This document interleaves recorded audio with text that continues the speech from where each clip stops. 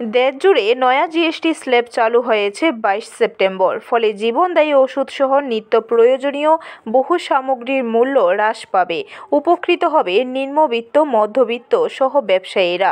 নয়া GST slab লাগু হওয়ায় মঙ্গলবার সাংসদ রাজীব ভট্টাচার্য রাজধানী মহারাজগঞ্জ বাজারে গিয়ে ক্রেতা বিক্রেতাদের সাথে মত বিনিময় করেন। মহারাজগঞ্জ বাজারের ক্রেতা বিক্রেতা উভয়কে সচেতন করেন সাংসদ রাজীব ভট্টাচার্য, যাতে করে নয়া জিএসটি স্ল্যাব লাগু হওয়ায় ক্রেতা বিক্রেতা উভয়ই সুবিধা ভোগ করতে পারে। পরে এই বিষয়ে বিস্তারিত তুলে ধরেন সাংসদ রাজীব ভট্টাচার্য। 22 সেপ্টেম্বর থেকে আমাদের দেশের যশস্বী প্রধানমন্ত্রী নরেন্দ্র মোদীজি আমাদেরকে, ভারতবাসীকে একটা উপহার দিয়েছে।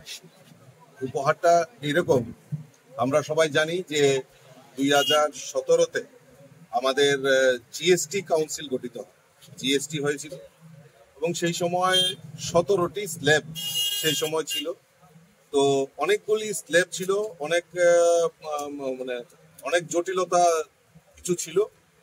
কিন্তু গত 22 সেপ্টেম্বর আমাদের দেশের যশস্বী প্রধানমন্ত্রী মোদীজির নেতৃত্বে ভারত সরকার এই যে ট্যাক্স জিএসটি, যেটা আমরা বলছি, এই জিএসটি রিফর্ম করে নতুন করে 2টা স্ল্যাব 5% to 18% এই স্ল্যাবে রেখেছে।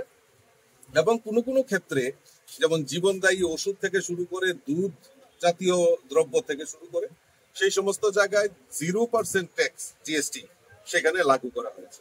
ব্যুরো রিপোর্ট, খবর ত্রিপুরা।